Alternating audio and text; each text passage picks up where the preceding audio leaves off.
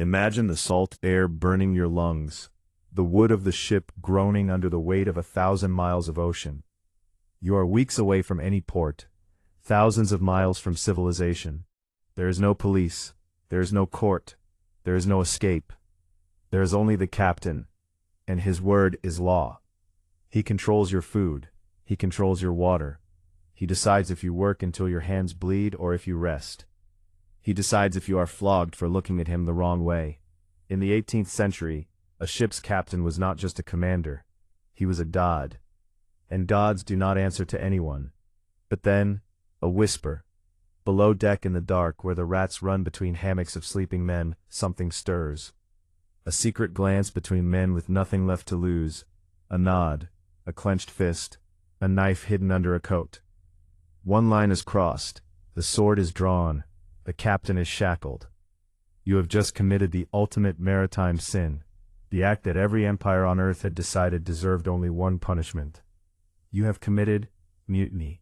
Most stories end with the rebels sailing into the sunset, a ship full of gold, freedom on the open sea, the tyrant captain floating away on a rowboat, shaking his fist at the horizon. But history is rarely that kind. Today we are not talking about the glory of the rebellion. We are talking about what came after, the part Hollywood never shows you. From men marooned on desert rocks with a single bullet and no hope, to the yellow fever ships that became floating coffins, to the cold, grinding, decade-long justice of the British Admiralty. Welcome to Rogue Bilge. Today we look at the forgotten fate of the traitors who dared to challenge the sea's absolute authority. And I promise you, the real history is far darker, far stranger, and far more terrifying than any movie ever dared to show you. Before we talk about punishments, let us talk about the first brutal truth of mutiny. The moment you take the ship, you have created a problem that is almost impossible to solve. In the 18th century, the British Articles of War were not a suggestion, they were absolute. Article 19 stated clearly, if any person in the fleet shall make or endeavor to make any mutinous assembly upon any pretense whatsoever, every person so offending being convicted thereof by the sentence of a court-martial, shall suffer death. Not imprisonment, not exile, death. That single word hung over every sailor in the Royal Navy like a sword on a fraying thread. And yet, men still mutinied. Why? Because sometimes the conditions aboard those ships were so brutal, so inhumane, so utterly without mercy, that death began to look like the better option. Consider what life was actually like for a common sailor in the Royal Navy in 1790. You were press-ganged, literally kidnapped off the street and forced onto a ship. You had no choice, no rights, no ability to refuse. Your food was weevil-infested biscuit and rotting salt meat. Your pay was months, sometimes years behind. Your captain could flog you for almost any reason. Some captains flogged men for looking unhappy. A man named Hugh Piggott, commanding HMS Hermione in 1797, once ordered the last 3 sailors down from the rigging to be flogged, simply for being slow. 2 of those men fell to the deck trying to avoid punishment. They died on impact. Piggott reportedly said, "Throw the lubbers overboard." When a mutiny succeeded, the mutineers faced a crisis that began almost immediately. You have taken the ship. Now what? Without the navigator, and most navigators were officers who were thrown overboard or put off in a boat, ships drifted blind. Without someone who could read the stars, calculate longitude, and plot a safe course, a captured ship became a death trap.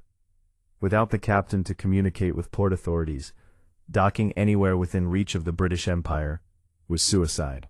You could not sail to London. You could not sail to Jamaica. You could not sail anywhere that flew the Union Jack without being arrested the moment you stepped onto the dock. And the paranoia, oh the paranoia. Once you have proven you are willing to betray one captain, every man on that ship becomes suspicious of every other man. Who would betray you to the authorities to save their own skin? Who was already regretting their decision? Who had only joined the mutiny out of fear, and was now quietly terrified? The mutiny on HMS Hermione in September 1797 did not begin with a plan. It began with rage. Pure, explosive, uncontrollable rage. Captain Hugh Piggott had been flogging his crew for months. Not for serious infractions, for anything. For not working fast enough, for looking the wrong way, for being the wrong man in the wrong place when Piggott's temper broke. The night of September 21st, 1797, the crew finally snapped. They did not just arrest Piggott, they slaughtered him, and then they kept going. 9 officers were killed that night, dragged from their cabins, beaten, thrown through open gun ports into the black ocean below. Some were still alive when they hit the water. The officers' blood literally ran across the deck of that ship. When the killing stopped, the surviving crew, 135 men, sailed their blood-soaked ship to the Spanish port of La Guaira in Venezuela. They surrendered the ship to the Spanish, thinking they were safe. They thought being enemies of England's enemy made them friends. They were wrong. The British Admiralty did not forget. Over the next 10 years, they hunted down the Hermione mutineers one by one, not just in the Caribbean, across the Atlantic, in American ports, in Spanish colonies, in anonymous taverns where former sailors tried to disappear into new lives. 24 men were eventually captured. 33 total were court-martialed. 24 were executed. The last one was not caught until 1806, 9 years after the mutiny. 9 years of hunting, 9 years of waiting for justice. For many mutineers, the forgotten fate was not a rope, it was not a prison cell, it was something quieter, and in many ways more terrifying. It was a rock in the middle of the ocean, and nothing else. Marooning was not random cruelty, it was a calculated, deliberate, psychologically designed punishment. The rules of marooning, as practiced by both pirates and naval commanders, were grimly specific. The condemned man was placed in a small boat or simply deposited on the shore of the smallest, most desolate island the captain could find. He was given 3 things. First, a pistol, loaded with 1 shot. Second, a small flask of water, enough for 2, perhaps 3 days. Third, sometimes a prayer book, not out of kindness, out of dark practicality. The pistol was not meant for defense. There was nothing to defend against. The pistol was an act of mercy, the cruelest kind of mercy. When the water ran out, when the sun had baked his skin black, when thirst began to drive him insane, when starvation made him eat sand, when death by slow dehydration was only days away, that pistol was the way out, a quick end instead of a slow one. You were not meant to survive. You were meant to sit on that rock and think. Think about what you had done. Think about the man you had betrayed. Think about the ship sailing away over the horizon. Think until you could not think anymore. The most famous marooning in history did not happen to a murderer. It happened to a man who argued with his captain. Alexander Selkirk was a Scottish sailor, serving as the sailing master on a privateering vessel called the Cinque Ports in 1704. The voyage was falling apart. The ship was rotting, the captain was incompetent, and Selkirk was convinced they were all going to die if they did not stop for repairs. He argued loudly, he argued repeatedly. He finally declared he would rather be left on the nearest island than continue on a doomed ship. The captain took him at his word. Selkirk was put ashore on Masa Tierra, a remote island off the coast of Chile, in October 1704. He stood on the beach with his musket, a hatchet, a knife, a Bible, some bedding, and a pot for boiling water. He watched the Cinque Ports disappear over the horizon. Then he wept for weeks. The first months were the worst. Selkirk nearly lost his mind. He was tormented by sea lions that barked all night. He was chased by wild goats during the day. He could not sleep. He could barely eat. He told his rescuers later that the loneliness was the worst pain he had ever experienced. Worse than cold, worse than hunger, worse than fear. The silence of a world that contained no other human voice, no other human face, was a madness he could barely survive. He built huts. He tamed wild cats to keep the rats away. He learned to chase goats on foot until he was fast enough to catch them bare-handed. He made clothes from their skins when his original garments rotted away. He read his Bible aloud every day, not because he was particularly religious, but because he needed to hear a human voice, even if it was only his own. He was on that island for 4 years, 4 months, and 4 days. When the British privateer Duke found him in February 1709, Selkirk had so forgotten the patterns of human speech that he could barely form sentences. His story inspired Daniel Defoe to write Robinson Crusoe. The novel became one of the most beloved books in the English language. The real man behind it drank himself to death in 1721, haunted by dreams of his island, never quite able to exist comfortably among people again. That was the aftermath of one man who simply disagreed with his captain. Imagine what awaited those who had drawn his blood. In 1789, when Fletcher Christian and the Bounty mutineers set Captain William Bligh adrift in a 23-foot open boat with 18 loyal crewmen, they believed they were choosing the merciful option. They were not leaving him on a rock. They were not shooting him. They were giving him a chance. Bligh proved them right to be nervous about that decision. He sailed that tiny boat 3,618 miles across the open Pacific Ocean in 47 days, surviving storms, attacking cannibals, rationing half a teacup of food per man per day, and navigating by memory and stars. He arrived in Timor having lost only one man, who was stoned to death by natives when they landed briefly to resupply.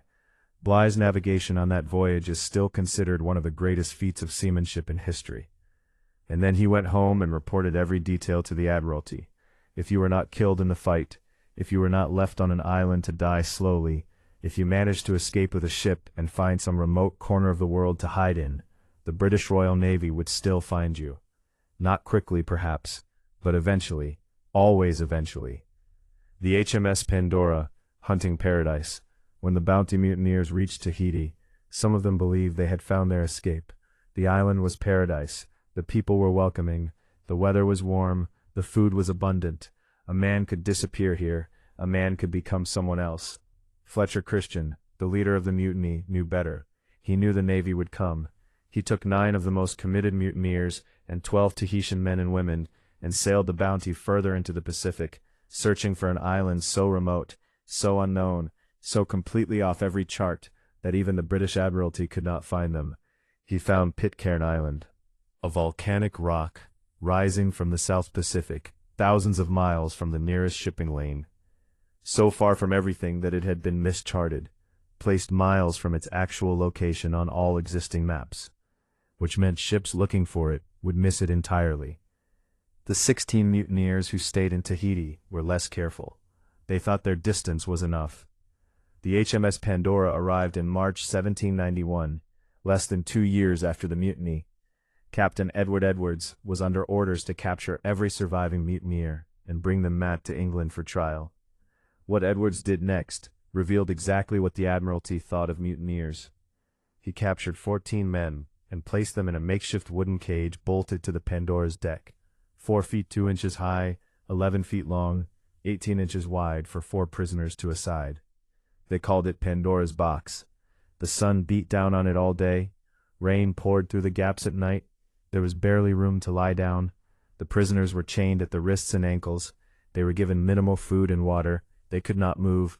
They could barely breathe. For more than 3 months in tropical heat, the captured mutineers sat in that box as the Pandora sailed in search of Fletcher Christian and the others. Edwards never found Pitcairn. Then the ship struck the Great Barrier Reef. The Pandora began to sink. The prisoners in Pandora's box pounded on the walls, screaming. The crew scrambled for survival. For a horrifying length of time, no one opened the cage. The men inside were shackled. The ship was going down. They were going to drown in a box. At the last possible moment, and accounts differ on whether this was ordered by Edwards or done against his orders, a crewman named William Moulter opened the cage. 4 of the 14 prisoners drowned anyway, still tangled in their chains. The remaining 10 were rescued, loaded onto lifeboats, and eventually, after another ordeal of survival at sea, reached Timor, and then England. Edwards brought them home in irons. The Admiralty was satisfied. The trial could proceed. The court-martial. No mercy, no exceptions. The court-martial of the Bounty mutineers took place in September 1792 aboard HMS Duke in Portsmouth Harbor. 12 senior naval officers presided. The 10 surviving prisoners had no lawyer, no defense counsel. They spoke for themselves, told their stories, and hoped for mercy. 3 were acquitted. Evidence showed they had been forced aboard the Bounty against their will. 3 were found guilty, but pardoned due to extenuating circumstances. 3 were found guilty and sentenced to death. They were hanged from the yardarm of HMS Brunswick on October 29, 1792. One of those hanged men, Thomas Burkitt, had left a pregnant wife in England when he was press-ganged onto the Bounty in the first place. He had mutinied not out of ideology or adventure, but because he had not wanted to leave her. and the voyage had lasted years longer than promised. He went to the gallows without complaint. His wife and child never received his back pay. For those who made it to trial, for those sentenced to death in London, for those whom the Admiralty wanted the entire world to see as a warning, there was a specific place, a specific ritual, a specific cruelty, centuries old. There was Execution Dock. Execution Dock at Wapping, on the north bank of the Thames in London, had been the official place of execution for maritime criminals since at least the 15th century. Every pirate, every mutineer, every man condemned under Admiralty law came here at the end of their road. For 300 years, this stretch of riverbank witnessed the deaths of hundreds of sailors, captains, and pirates. The process was not the same as a standard hanging. Standard executions in England used the long drop, a carefully calculated fall designed to break the neck instantly. Quick, professional. Execution Dock used a short rope, deliberately short. There was no drop. There was no instant death. The condemned man climbed the scaffold, the noose was placed, and he was pushed off a low platform, or simply had the platform pulled from under him. He did not fall far enough to break his neck. Instead, he strangled, slowly, while the crowd watched. Family members were sometimes allowed to rush forward and pull on the condemned man's legs, to add their weight to his and speed the death. This was not cruelty. This was mercy, the only mercy available at Execution Dock. The three tides, the sea's final judgment. But the execution itself was only the beginning of the ritual. The body was not taken down when the man was dead. The body was left hanging as the tide came in, then went out, then came in again. The rule was specific. The body must be washed by 3 tides. As the Thames rose, the water would cover the body, fall back, rise again. A man executed at low tide might hang there for 18 hours before his body was finally taken down. This was deliberate symbolism of the most brutal kind. The sea that these men had sailed, the sea they had betrayed with their mutiny, was taking them back. The Empire was returning them to the element they had dishonored. And every sailor who passed through the port of London, every ship coming up the Thames toward the docks, every merchant vessel, every naval frigate, would see them. After the 3 tides, the most notorious criminals received one final treatment. Their bodies were tarred, coated in thick black nautical tar to slow decomposition.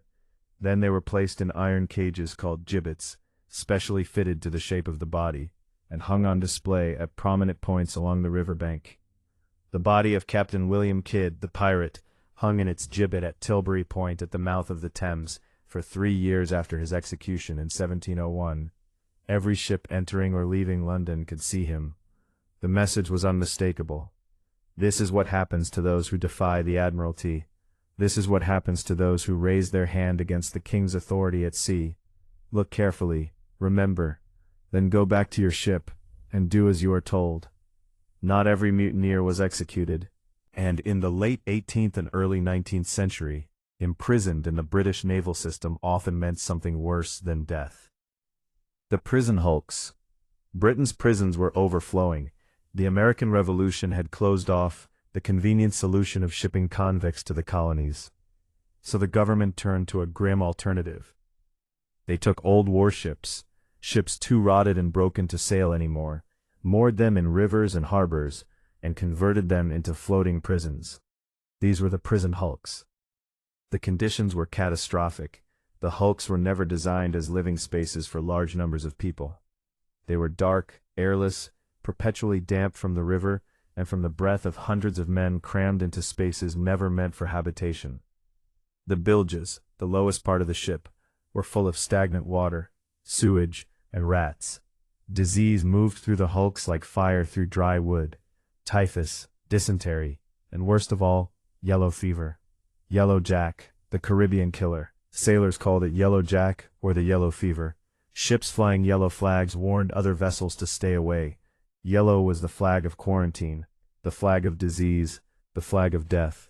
The disease itself was caused by a virus transmitted by mosquitoes, though no one in the 18th century knew that. They thought it came from miasma, from bad air, from rotting vegetation, from the stench of tropical ports. The symptoms began innocuously enough. Fever, headache, back pain.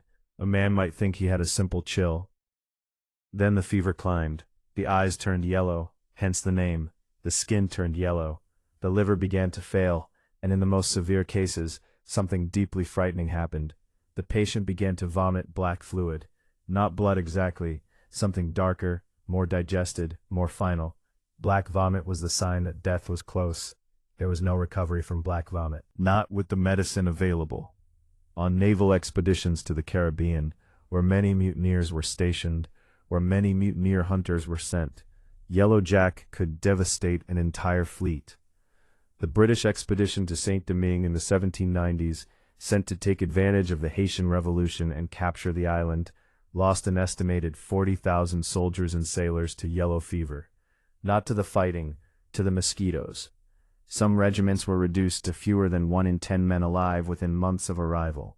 For men imprisoned on hulks in disease-ridden harbors, for sailors condemned to the Caribbean on punishment postings, Yellow Jack was the executioner who required no warrant and answered to no admiralty.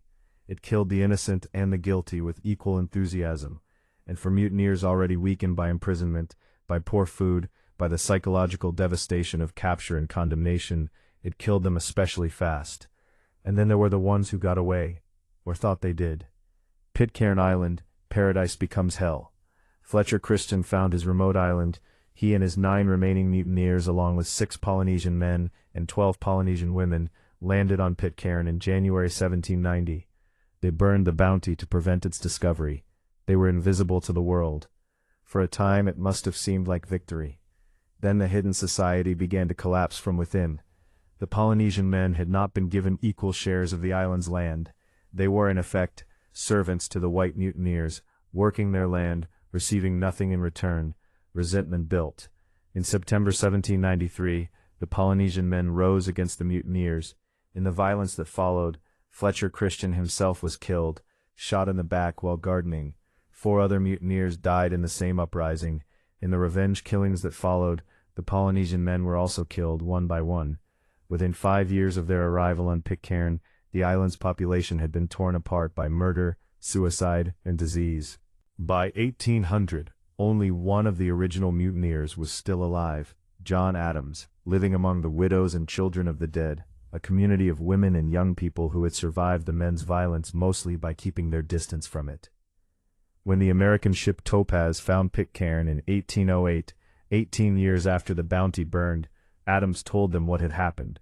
He had converted to Christianity. He was raising the children of the dead. He never faced trial, whether out of mercy for his circumstances, or because by then he was old and the world had moved on. The British government left him alone. Fletcher Christian, the romantic figure, the man who chose freedom over empire, died face down in a garden with a bullet in his back, on an island he could never leave, surrounded by the ruins of the perfect world he had tried to build. For most mutineers who survived without being caught, the aftermath was quieter but no less strange. They could never use their real names. They could never go home. They could never write to their families. Letters could be traced, and authorities were watching for exactly that. Some settled in Spanish-American colonies, reinventing themselves as merchants or laborers. Some found their way to the United States, particularly after American independence made British extradition difficult. Some simply became other people entirely, new names, new histories, new lives built entirely on forgetting. But sailors cannot always hide the sea. A man who spent 20 years before the mast carries it in his body, in the way he walks, in the calluses on his hands, in the way he reads the weather with a glance. A seasoned sailor stands out in a town of farmers and shopkeepers, and in every port city on earth, there were men employed by the Admiralty whose only job was to watch for exactly that. The Hermione mutineers were being found and arrested in American port cities years after the mutiny. The Admiralty's memory was long, their reach was long, and they never forgot. Here is the question that history forces us to sit with. Were all the mutineers wrong? The complicated truth. Captain Bligh is remembered primarily as a tyrant because of the Bounty mutiny, but the historical record is more complicated. Bligh was severe, yes. He had a vicious tongue and he humiliated his officers in front of the crew. But compared to most Royal Navy captains of his era, his physical punishment was actually mild. He flogged his men less than the average. He fed his crew better than most. By the brutal standards of the 18th century Royal Navy, Bligh was not a monster. He was a demanding perfectionist who made personal enemies. Fletcher Christian was one of those personal enemies. Bligh had favored Christian, mentored him, and then turned on him with sudden, humiliating cruelty when things went wrong. The mutiny was not a workers' revolution. It was, in significant part, a personal crisis between two men who had once trusted each other. But then consider the Hermione. Hugh Pigott was by any standard a sadistic tyrant. The men who killed him had suffered genuine, documented, repeated brutality. The sailors who mutinied against him had watched shipmates die for sport. Their rebellion was not the same as Christians. Their grievances were not imaginary, and yet the law made no distinction. Mutiny was mutiny. Death was death. The Articles of War did not ask whether the captain deserved it. They did not ask whether the sailors had been provoked beyond endurance.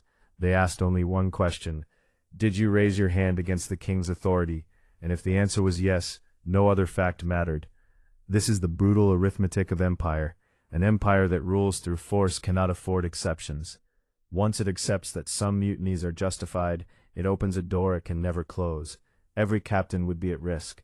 Every sailor who thought himself oppressed, and in the 18th century, most of them had legitimate reason to think so, would consider resistance.